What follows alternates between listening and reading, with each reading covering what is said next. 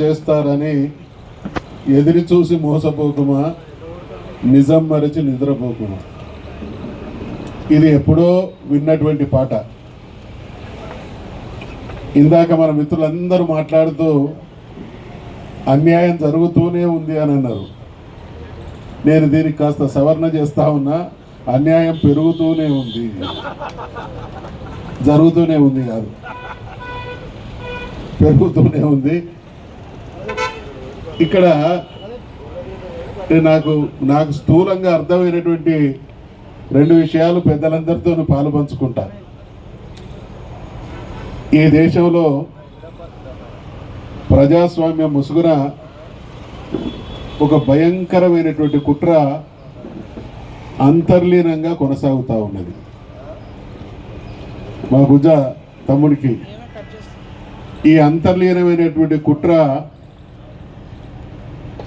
ఫలితం ఏంటంటే, ఈ దేశంలో మెజార్టీగా ఉన్నటువంటి 100కి 55-60% ఉన్నటువంటి బీసీలకు రాజ్యాధికారంలో వాటా దక్కకుండా చేయడం, సంపదలో వాటా దక్కకుండా చేయడం, ఈ రెండు జరిగినాయి. కాబట్టి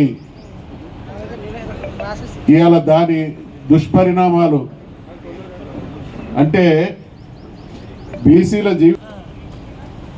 ఈ దేశంలో ఉండేటువంటి ఆధిపత్య కులాలు, అగ్రకులాలు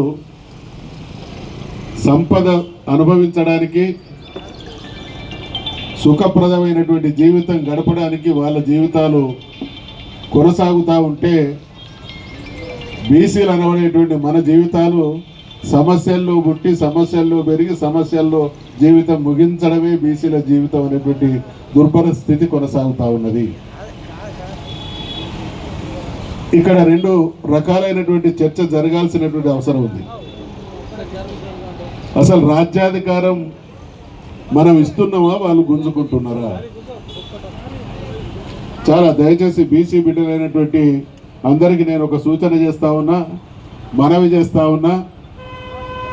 మనం ఈ వేదిక సాక్షిగా ఇక్కడ అనేక వందల మీటింగులు జరిగినాయి, మీరు కూడా అనేక మీటింగులకు హాజరై ఉంటారు.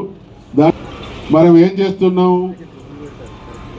ఎవరైతే మన ప్రయోజనానికి భిన్నంగా పనిచేస్తూ ఉన్నారో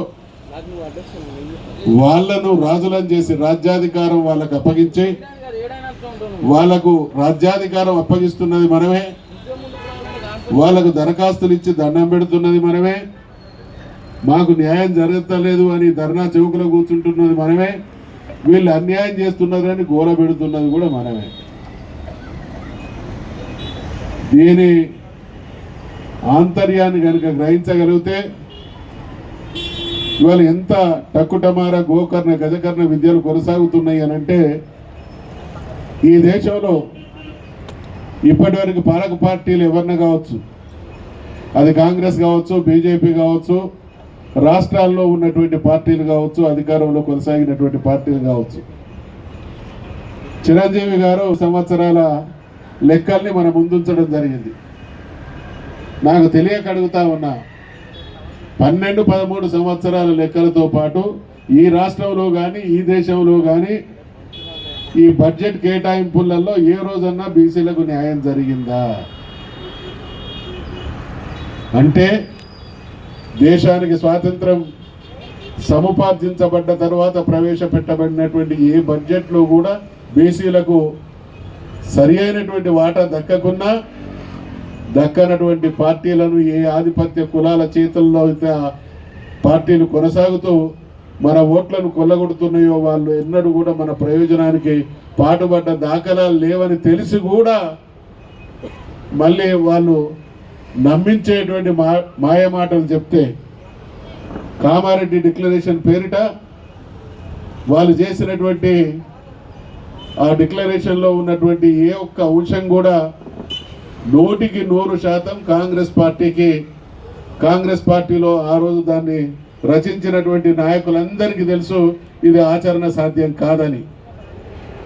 ఆచరణ సాధ్యం కాదు అని తెలిసి కూడా వాళ్ళు మనల్ని నమ్మిస్తే మనం నమ్మి మోసపోతున్నాం. వాళ్ళు మాత్రం ఖచ్చితంగా రాజ్యాధికారం వాళ్ళ కైవసం కావడానికి ఓటర్లుగా మనల్ని చూస్తున్నారే తప్ప ఏ రోజు కూడా వాటాదారులుగా చూసినటువంటి పాపాన పోయినటువంటి దాఖలాలు లేవు.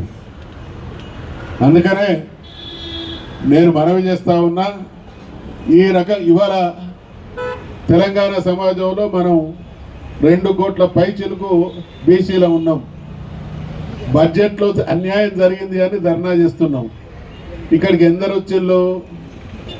తక్కువ మంది వచ్చిళ్ళు. ఎందుకు ఎక్కువ మంది రాలేదు?